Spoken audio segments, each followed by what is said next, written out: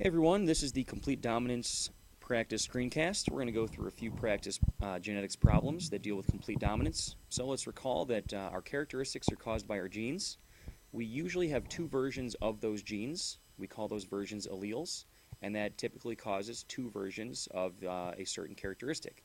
In the classic example of eye color, there's a dominant version of the allele that codes for brown eyes, and that allele is dominant over the version of the gene that codes for blue eyes. And we have symbols for those alleles. Usually we just use a capital letter and a lowercase letter. So let's use that knowledge to solve these problems. Let's look at coat color for gerbils.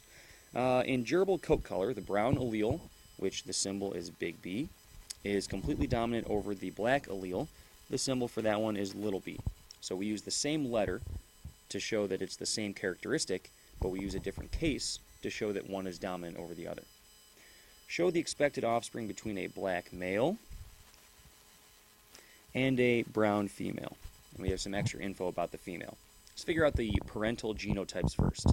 Remember, a genotype always consists of two letters, which is to say two alleles, because we all have diploid cells. We have two versions of each gene.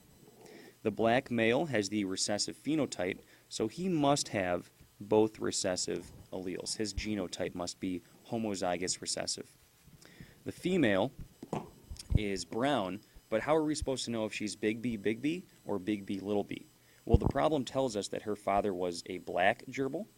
If her father was a black gerbil, her father's genotype was little b, meaning that he must have passed on a little b to his daughter, which is this brown female. So if she is brown, she must have one dominant allele, but because her father was black, she has a little b allele. All right, let's show this expected offspring here. I want to say that the female could produce that gamete or this gamete, and the male can only produce this gamete. If we cross those gametes through sexual reproduction, we can produce that kind of zygote or that kind of zygote. So those are the potential genotypes of the offspring, and I am done. Okay, I see a 1-to-1 genotypic ratio of big B little b to little b, and I see a 1-to-1 phenotypic ratio of 1 black to 1 brown.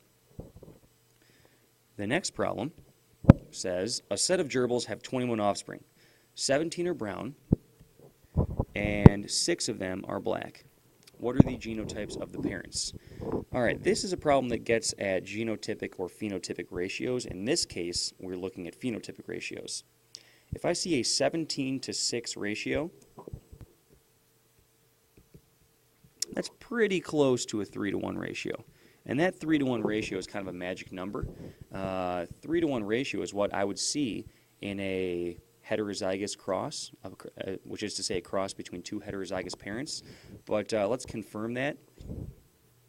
If we were to cross that brown parent with this brown parent,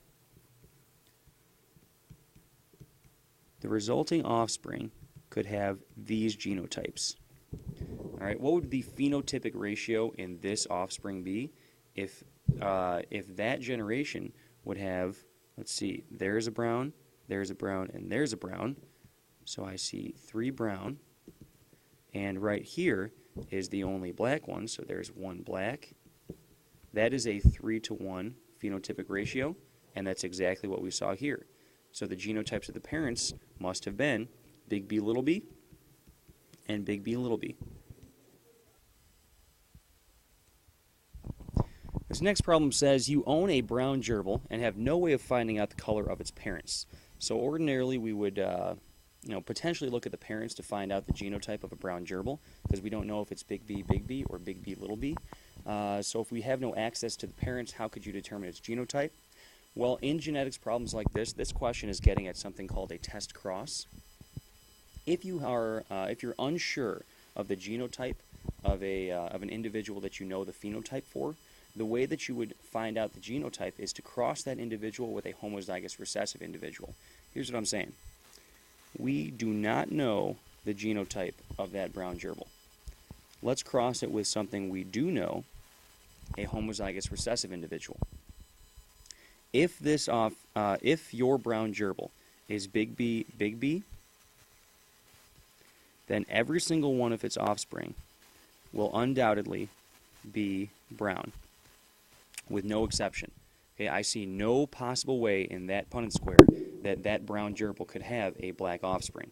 However, if your gerbil is heterozygous and we cross it with a homozygous recessive individual,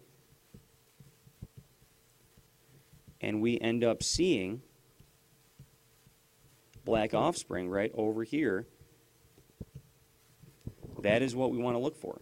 Okay, if we see any black offspring from your brown gerbil, it must mean that your brown gerbil was heterozygous and not homozygous.